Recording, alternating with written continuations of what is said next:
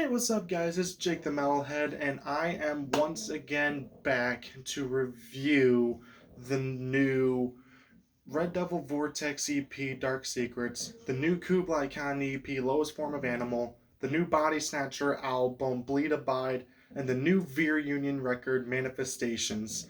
So, without further ado, let's get started with the reviews, starting with Red Devil Vortex is a band I've reviewed a couple of times in the past, and I'd say these guys are really doing a good job making some punchy, in your face hard rock. This thing is full of energy, like on the opening track Alive, which just starts at 100 and only slows down to go into a breakdown for the most part, and proceeds to go faster from there. There's the songs Viper and Ready, released in 2019, which I've already reviewed, and then the song Psycho, which does a really good job building from a quieter sound and going into a big crescendo at the end. And they do the same thing with a Danzig cover of Mother, which I thought was a little iffy at first, but it really turned out to be great, in my opinion. And that's thanks to the guitars and drums sounding really good and Gabriel Connor's voice being absolutely incredible. This man seriously has a great vocal range, and they really know how to write a damn good chorus and do an overall great job of hooking you into the song. And I firmly believe that these guys have some serious potential and have the capability of writing and recording a full album. And I think I would definitely like to see what these guys can do with a full record in the future, because from the last two EPs that they released, I think that they were really solid. So, yeah, hopefully we can get a new album release in the future. Overall, Red Devil Vortex released a very solid EP once again. My only real complaint is that I wish it was a little longer, but again, you guys should know by now, if you have been on the channel for a while, that that's my complaint with most EPs. But I do believe, especially since this is their second consecutive EP that they released, I think the next big release they should go for should be a full record, because I believe that these guys have the capability and the potential to release a very, very solid rock record in the near future. But that doesn't change the fact that I still really dig this thing, and I still can't wait to see what these guys do next. So, with that being said, I give Dark Secrets an 8 out of 10. So, the Veer Union is a band I'm not exactly fully familiar with, but I do know they at least used to make music that would appear in WWE video games and on WWE TV. It seems they've adopted a more metalcore-ish sound, having more screams and harder hitting riffs, and they recently released a new record that fully embraced this harder hitting sound, and the execution wasn't exactly the best. In fact, this is kind of rough in terms of a full album. So, to start off, the album is a whole 22 minutes long and only has 7 songs on it, including a cover of A B C D E F U. And don't worry, we'll get to that song soon enough, but for now, let's look at the other songs. There are some good songs on this album, I will say, and there are good moments, but the opener and closer tracks are only the really good and I would say fully complete songs on here. The other ones are about as long as my dick, and on top of that, they just feel incomplete. The shorter songs all just feel jumbled together and rushed just to get the record out. And on top of that, only being like 8 songs long. You can hear it in the production, mainly in the lead single Standing My Ground, where there was a guitar solo really, really low in the mix that I had to rewind just to be able to barely hear it. And on top of that, the ABC Fuck You, I'm Not Typing That All the Way Out Again cover, and this just doesn't fit for this band. Me personally, the original song is just childish and the same generic pop bullcrap that has been releasing for years now. And I think covering it just makes you look as childish as the song itself. It's not the fault of the band. They just seem to think that they could save the song, but The song itself doesn't sound bad, but the song itself is just mainly bad with the lyrics, but it mainly has to do with the original song being the same derivative pop bullshit for the millionth time. Like the title is almost as tedious as typing out the lyrics to the Campfire song by SpongeBob. Campfiresong song. Campfiresong song. And if you don't think that we can sing it faster, then you're wrong. But it'll help if you just sing along. Campfiresong song. Patrick. Song. Squidward. Good. Overall, I was kind of disappointed with this thing, and especially considering the fact that there's good songs on here, and even the sound overall, minus the mixing issues, doesn't sound too bad. Like, if this thing had been given like a little more time in the studio and maybe a little more time writing and taking out that ABCDEFU cover, then I think this could have been something really cool and something really solid, and it probably would have gotten the same treatment as Daughtry did last year. Nothing really to write home about, but still a very solid release. Unfortunately, this thing has issues with the writing and issues with the overall production that just really hurt this thing. I do give Manifestations a 3 or 4 out of 10.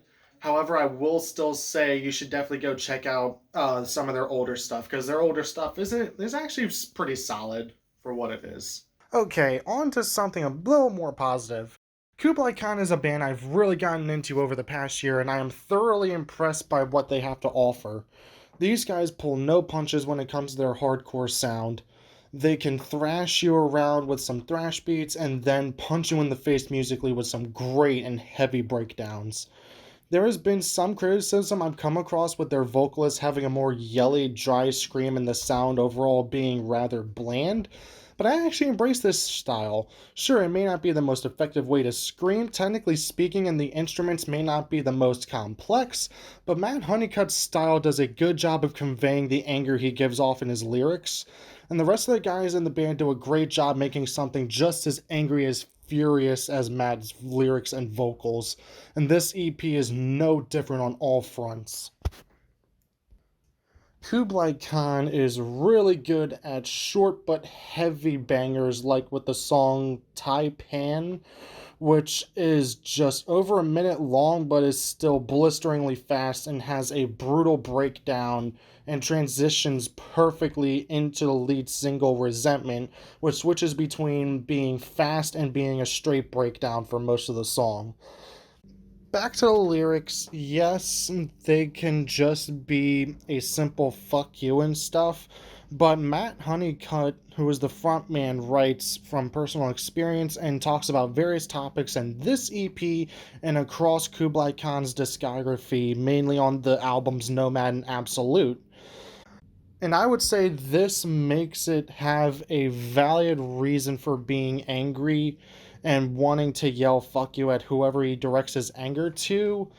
And not saying that he doesn't have like a valid reason or anything, like obviously everybody's angry at something, but like this just gives it a more thoughtful approach to how he says like fuck you and how he's being angry with the lyrics and stuff, in which this EP really shines when Matt starts talking some real shit with these lyrics, which I highly recommend that be one of the reasons that you listen to this EP, on top of it just being overall heavy and brutal. Overall, this EP was nice and short. I do wish it was a little longer. However, I still do appreciate the fact that this thing is heavy, groovy, unrelenting, and just filled with controlled rage. I can't wait to see what these guys do next. Hopefully a new record next time, but still, I can't wait to see what they do next. So therefore, I give Lowest Form of Animal a 9 out of 10. I told you guys I was going to review this thing when it came out, and I am not going to disappoint and not deliver with that promise. So, Bodysnatcher is a band I've been getting into pretty much ever since King of the Rats came out. In that time, I've listened to their other albums like This Heavy Void from 2020 and Death of Me in 2018. And when they started releasing more singles like Absolved of the Strings and Stone, EDA, Wire for Destruction, and Behind the Crowd, I was expecting nothing short of an absolute banger of a record. And that is exactly what I got and more. So, this thing starts off with the track Bleed, which is just a build up into the track Abide, which starts with a blast beat and then in traditional Bodysnatcher fashion goes into an absolute beatdown of a breakdown. Something you'll hear a lot of when you listen to this thing. If Kublai Khan are the guys that punch you in the face music-wise, then Bodysnatcher are the dudes who come in and beat the shit out of you while vocalist Kyle Medina talks mad shit to you in the most aggressive way possible. Speaking of which, like, the shit talk that Kyle says in these songs are done in a manner that isn't too corny but still comes off as very angry and makes him seem like not a dude to fuck with. Not only that, they also keep things interesting by having slower and more clean guitar parts to change things up a bit and keep things interesting to create an atmosphere like in Value Through Suffering, where they start off slow and then proceed to give you an absolute beatdown. Now, the closing track I thought was going to be Behind the Crowd, as that has a mean breakdown that then slows into a heavier breakdown, and I'm just like, how the fuck can they top that? While the actual closer track, The Question, starts with a breakdown, and then the middle of the song seems like it's gonna be close to the end. In typical Bodysnatcher fashion, Kyle starts talking shit and proceeds to say this. Give me the evidence of something to believe in! No more childish made-up bullshit! I'll just put it to rest and close my eyes knowing that there's fucking nothing! After I die, will anyone care, or am I just fucking wasting my time? And then proceeds into a brutal, slow breakdown to close out the record on a high note. Overall, I do appreciate the fact that they switched up their sound just a little bit and added some more stuff to make things interesting. However, this is still everything that I wanted from a Bodysnatcher record. Just this crazy, brutal, absolute beatdown that pulls no punches. And this thing absolutely is going to be an Album of the Year contender alongside Shadow of Intent and Enterprise Earth. And as always, I can't wait to see what these guys do next. So I'm pretty sure by the way I've just been sucking this album off the entire review, I'm pretty sure you guys probably already predicted. But however, I give Bleed Abide a solid 10 out of 10.